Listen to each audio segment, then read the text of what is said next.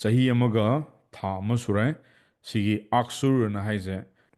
aina tholai jisu icham cham na tholok pante ai ju mission nam na tholok pani ko huzik lairiba current education si completely broken ni. We are learning outdated ko chahi nifu mama nifu yang khaya tang pa lairik to hujipu dum tammi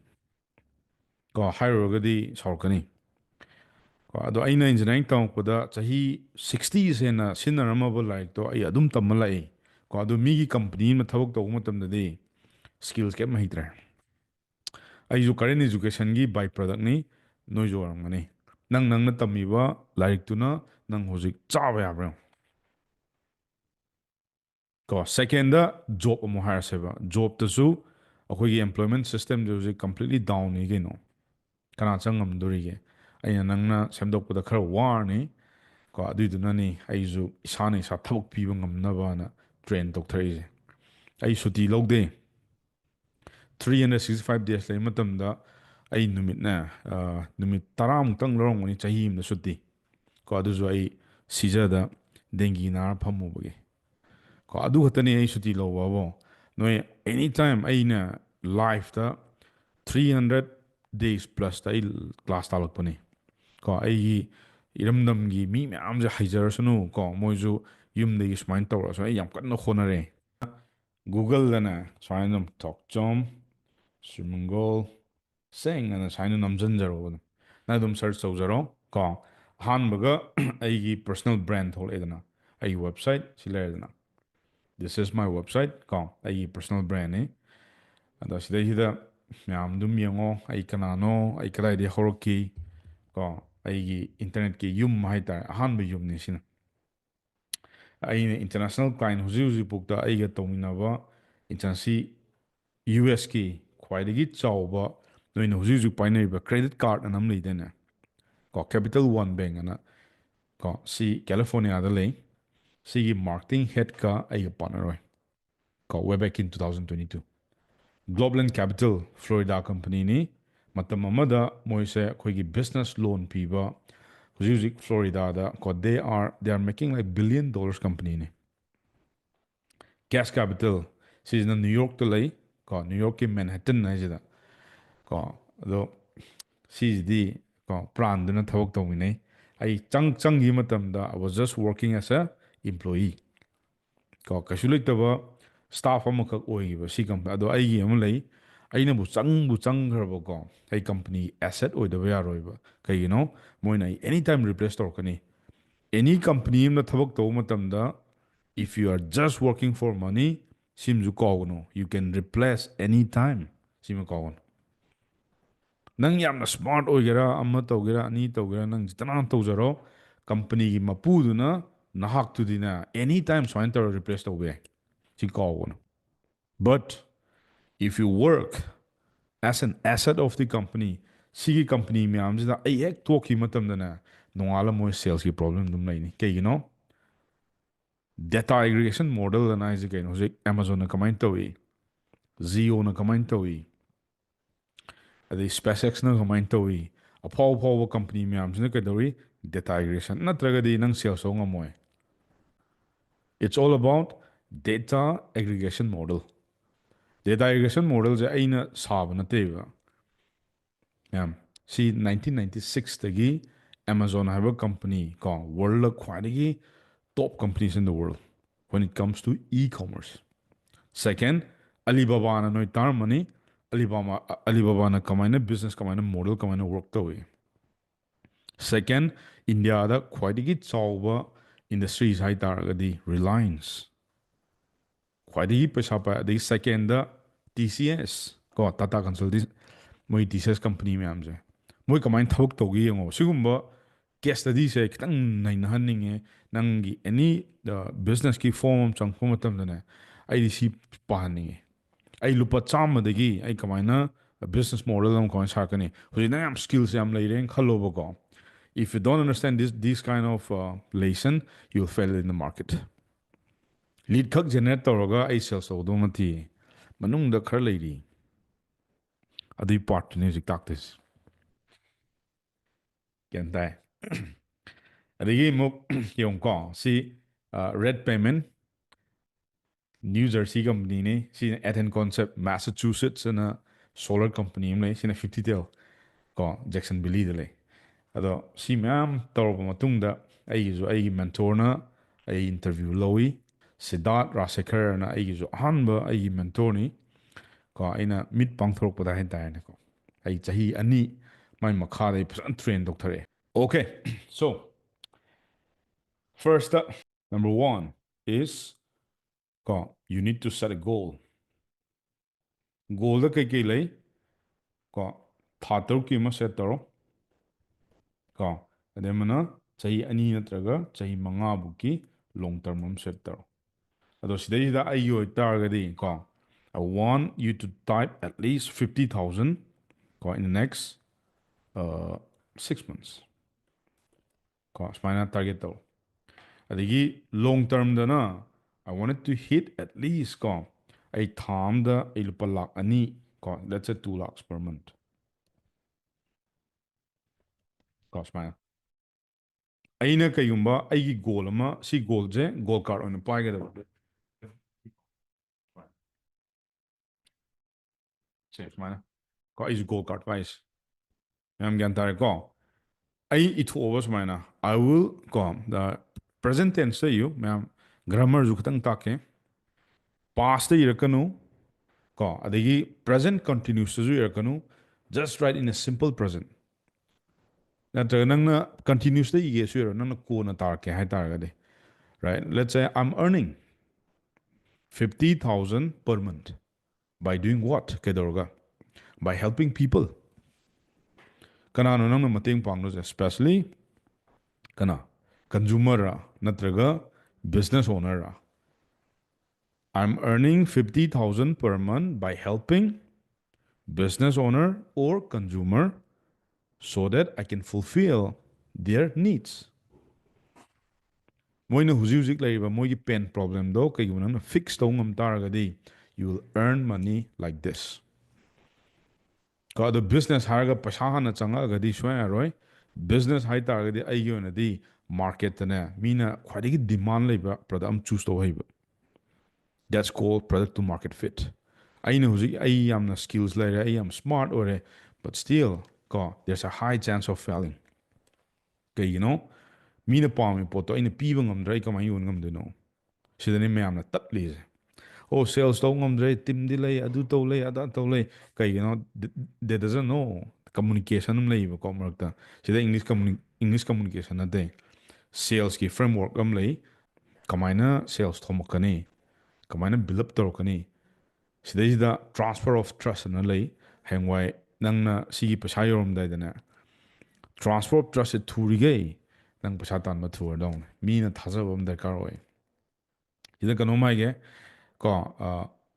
some people are very very foolish moi kai khale so I content am semadi ai pesa am talani no I content am semadi I market me no that's completely wrong because me I am na harang asnang content creation oyu asnang content am semu si hi ra hi da tap on the comment yes or no asnang content am sem taragadi yani khoni na harang ni ai kanom hai ge ko hi hi content no nungti semo snang pasam tala kanina that's a bullshit I can tell you ko write it down this in your notepad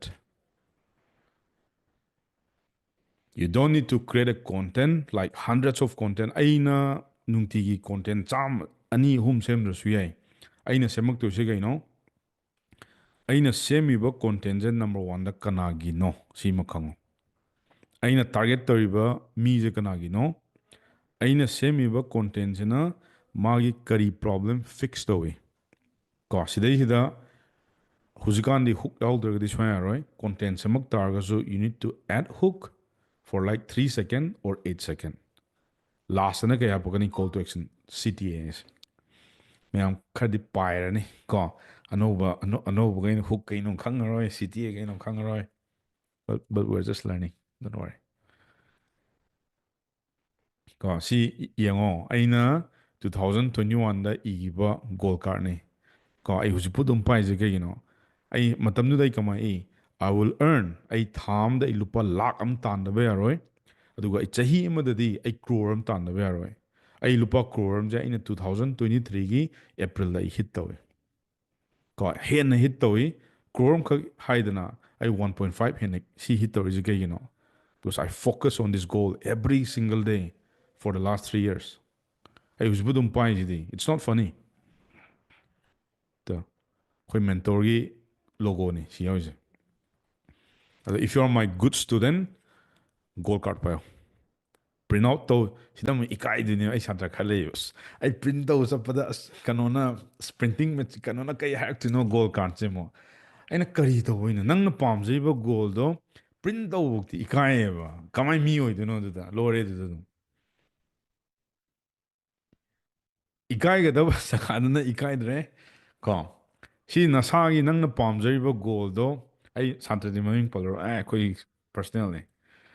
ꯁꯥꯔ ꯑꯩ ꯏꯀꯥꯏꯖꯩ ꯍꯥꯏꯅ ꯍꯥꯏꯗꯣꯏꯅꯦ ꯑꯉꯥꯡꯒꯤ project ꯋꯥꯛꯅꯦ ꯍꯥꯏꯔ print ꯇꯧꯔꯛꯏ ꯐꯖꯔꯦ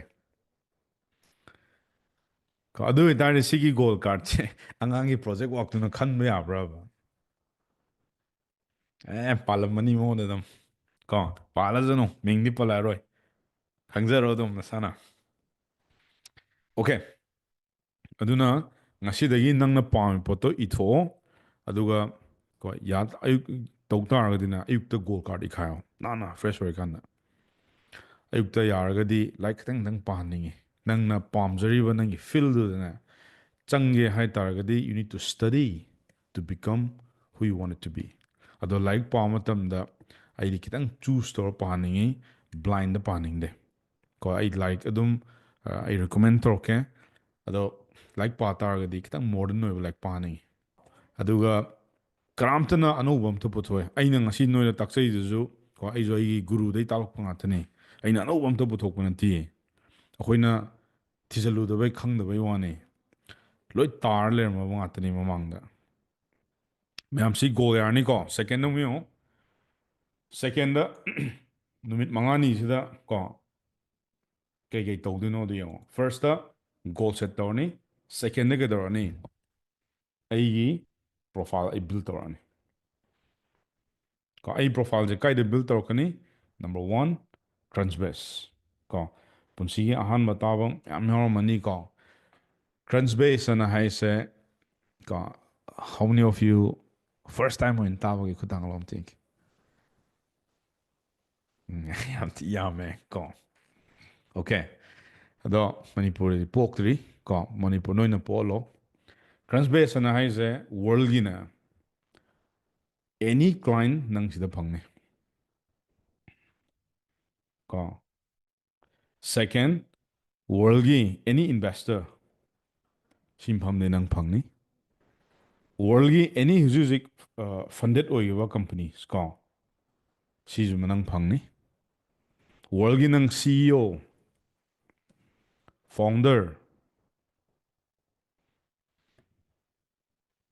plus you'll find their company names call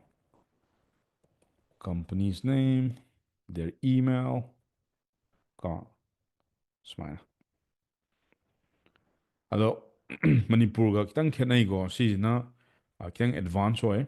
ꯃꯅꯤꯄꯨꯔꯗ ꯍꯥꯟꯅ ꯃꯤꯅ ꯅꯣꯏꯗ ꯇꯥꯛꯂꯛꯄ꯭ꯔꯥ ꯇꯥꯛꯂꯛꯇꯕ꯭ꯔꯥ ꯈꯪꯗꯦ ꯑꯥꯏ ꯗꯣꯟ ꯅꯣ ꯕꯠ ꯁꯤ ꯀꯩꯅꯣ ꯑꯣꯏꯕꯅꯦ ꯀꯣ ꯑꯣꯀꯦ ꯌꯦꯡꯕ ꯅꯨꯡꯉꯥꯏꯔꯕ ꯌꯦꯡꯉꯣ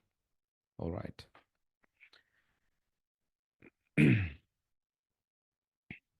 ꯑꯗꯨꯒ ꯁꯦꯀꯦꯟꯗ ꯄ꯭ꯔꯣꯐꯥꯏꯜ ꯁꯤ ꯈꯤꯇꯪꯅ ꯁꯦꯝꯕ ꯌꯥꯔꯣꯏ ꯍꯌꯦꯡꯋꯥꯏ ꯅꯪꯅ ꯏꯟꯇꯔꯅꯦꯁꯅꯦꯜ ꯊꯕꯛ ꯇꯧꯔꯛꯀꯦ ꯍꯥꯏꯕ ꯃꯇꯝꯗ ꯀꯣ ꯁꯤꯒꯤ ꯀ꯭ꯔꯟꯁꯕꯦꯁꯇ ꯅꯪ ꯄ꯭ꯔꯣꯐꯥꯏꯜ ꯑꯃ ꯁꯦꯝꯕ ꯑꯃ ꯗꯔꯀꯥꯔ ꯇꯥꯏꯕ ꯀꯩꯒꯤꯅꯣ ꯑꯩ ꯀ꯭ꯂꯥꯏꯟ ꯊꯤꯗ ꯌꯥꯔꯣꯏ ꯁꯤ all over the world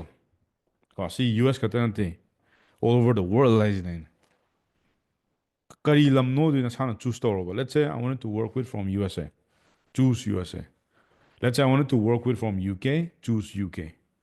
let's say I wanted to work with from Australia, choose Australia. I wanted to work with New Zealand, choose New Zealand. ꯀꯣ ꯁꯨꯃꯥꯏꯅ ꯑꯗ ꯏꯟꯗꯤꯌꯥꯗꯩꯗꯤ ꯇꯣꯛꯑꯣ ꯀꯣ ꯏꯟꯗꯤꯌꯥꯒꯤꯗꯤ ꯑꯃ ꯇꯥꯛꯀꯦ. ꯍꯌꯦꯡꯋꯥꯏ ꯑꯗꯨꯒ ꯗꯨꯕꯥꯏ ꯀꯣ ꯄꯩꯁꯥ ꯌꯥꯝ ꯄꯥꯏꯕ ꯃꯐꯝ ꯍꯥꯏꯇꯥꯔꯒꯗꯤ. ꯗꯨꯕꯥꯏꯒꯤ ꯃꯤꯒ ꯊꯕꯛ ꯇꯧꯅꯤꯡꯉꯛꯑꯕ ꯅ꯭ꯌꯨꯖꯤꯂꯦꯟడ్ꯒ ꯊꯕꯛ ꯇꯧꯅꯤꯡꯉꯛꯑꯕ ꯑꯣꯁꯇ꯭ꯔꯦꯂꯤꯌꯥꯒ ꯊꯕꯛ ꯇꯧꯅꯤꯡꯉꯛꯑꯕ ꯌꯨꯀꯦꯒ ꯊꯕꯛ ꯇꯧꯅꯤꯡꯉꯛꯑꯕ ꯑꯗꯩ ꯑꯃꯒ ꯑꯩ ꯑꯃ ꯍꯥꯏꯔꯝꯒꯦꯀꯣ ꯁꯤ ꯈꯤꯇꯪ ꯀꯛꯊꯠꯀꯦ ꯍꯥꯟꯅ ꯋꯥꯏꯠ ꯀꯟꯇ꯭ꯔꯤꯁ ꯍꯥꯟꯅ ꯈꯤꯇꯪ ꯍꯥꯏꯒꯦꯀꯣ ꯀꯦꯅꯥꯗꯥ ꯑꯗꯣ ꯀꯦꯅꯥꯗꯥꯁꯦ ꯗꯣꯂꯔꯁꯦ ꯈꯤꯇꯪ ꯂꯦꯁ ꯑꯣꯏ ꯁꯤ ꯑꯩ ꯈꯤꯇꯪꯗꯤ ꯄꯥꯝꯗꯦ ꯀꯣ ꯄꯩꯁꯥ ꯈꯤꯇꯪ ꯈꯦꯠꯅꯩ ꯑꯗꯩ ꯀꯦꯅꯥꯗꯥꯁꯦ ꯀꯣ ꯌꯨ ꯑꯦꯁꯇ ꯂꯩ ꯃꯤꯅ ꯎꯁꯤꯠꯇꯦꯕꯀꯣ ꯗꯦ ꯑꯥꯔ ꯚꯦꯔꯤ ꯆꯤꯞ ꯑꯅ ꯍꯣꯡꯉꯤ ꯈꯔ ꯗꯣꯂꯔꯁꯦ ꯈꯤꯇꯪ ꯈꯦꯠꯅꯩ ꯑꯗꯩ ꯑꯣꯁꯇ꯭ꯔꯦꯂꯤꯌꯥꯁꯨ ꯈꯔ ꯍꯣꯡꯉꯤ ꯀꯣ ꯑꯗꯣ ꯌꯨ ꯀꯦꯅ ꯑꯃꯨꯛ ꯅꯨꯡꯉꯥꯏ ꯁꯤꯅ ꯄꯥꯎꯟꯁꯇ ꯂꯥꯛꯏ ꯁꯤꯅ ꯗꯣꯂꯔꯅꯤ ꯀꯣ ꯑꯗꯣ ꯋꯥꯔꯜꯒꯤ ꯁ꯭ꯇꯦꯟꯗꯔꯠꯇꯗꯤ ꯑꯌꯥꯝꯕꯅ ꯄꯩꯁꯥ ꯊꯤꯕꯁꯦ ꯗꯣꯂꯔꯁꯇ ꯉꯥꯛꯇ ꯊꯤ ꯀꯣ ꯑꯗꯣ ꯅꯪꯅ ꯏꯟꯇꯔꯅꯦꯁꯅꯦꯜꯗ ꯀꯔꯝꯕ ꯀꯟꯇ꯭ꯔꯤꯁꯅꯣ ꯅꯪꯅ ꯄꯥꯝꯃꯤꯁꯦ ꯁꯤꯁꯨ ꯗꯣꯂꯔꯁꯅꯤꯀꯣ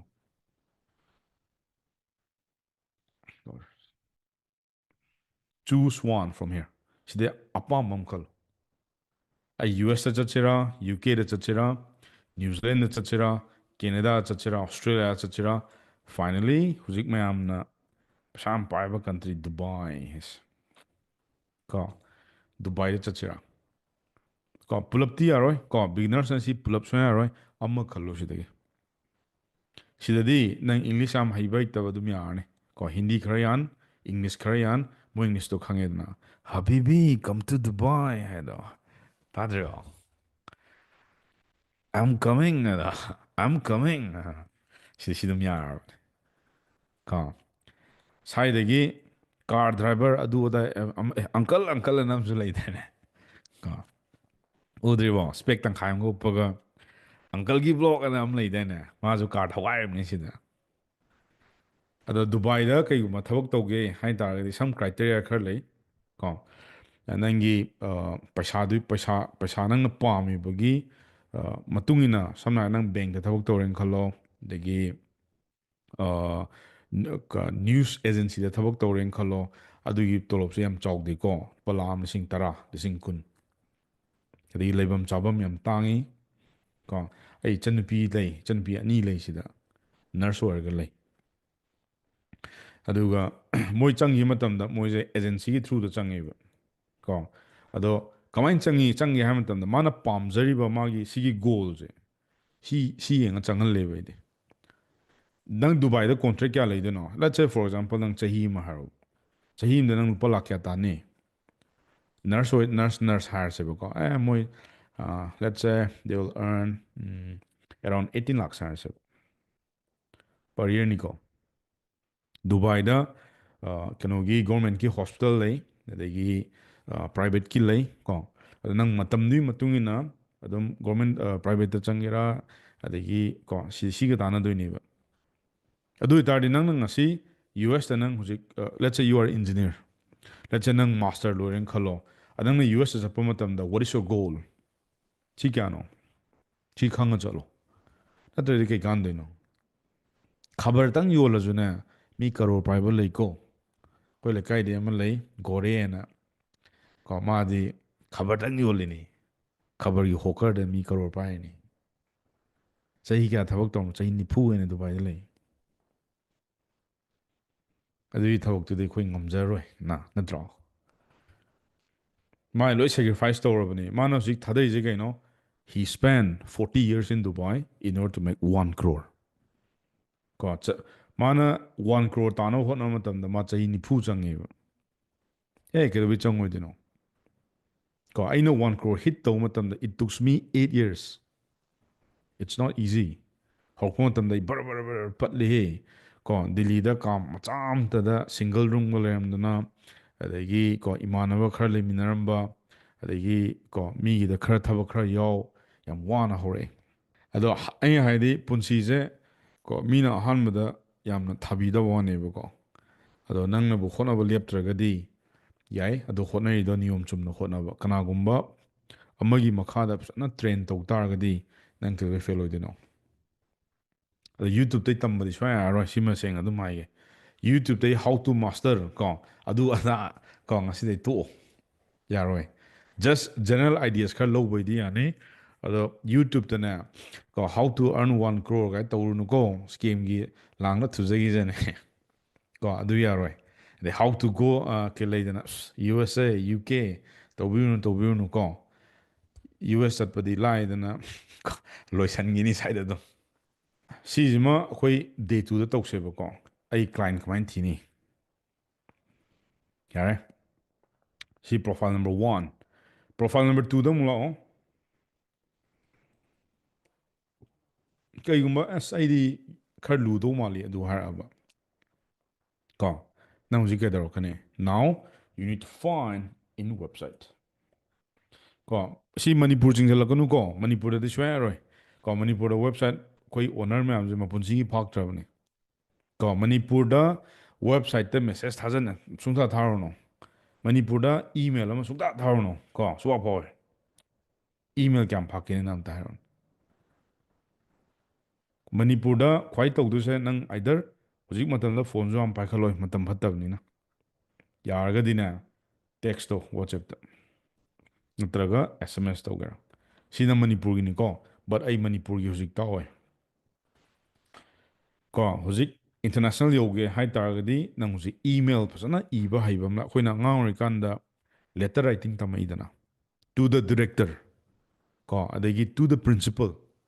ꯑꯗꯣ ꯍꯧꯖꯤꯛ ꯍꯧꯖꯤꯛ ꯂꯦꯇꯔ ꯔꯥꯏꯇꯤꯡ ꯁꯤꯖꯤꯟꯅꯔꯛꯇꯣꯏꯅꯤ ꯑꯗꯨꯅꯦ ꯑꯩꯈꯣꯏꯅ ꯑꯉꯥꯡ ꯑꯣꯏꯔꯤꯀꯥꯟꯗ ꯀꯝꯄꯣꯖꯤꯁꯟ ꯑꯅ ꯃꯥꯔꯛ ꯈ꯭ꯋꯥꯏ ꯌꯥꯝꯗ꯭ꯔꯥ ꯔꯥꯏꯇꯤꯡꯁꯦ ꯃꯦꯇ꯭ꯔꯤꯛꯇ ꯌꯦꯡꯉꯨ ꯏꯪꯂꯤꯁꯇ ꯏꯪꯂꯤꯁ ꯒ꯭ꯔꯥꯃꯔꯒꯤ ꯃꯥꯔꯛ 35 10 ꯂꯩꯔꯝꯃꯅꯤ ꯀꯣ ꯑꯗꯒꯤ ꯔꯥꯏꯇꯤꯡꯒꯤ ꯁꯦꯛꯁꯟꯁꯦ ꯌꯥꯝꯕꯅꯦꯕ ꯀꯣ ꯑꯗꯨꯅꯅꯤ ꯍꯧꯖꯤꯛꯇ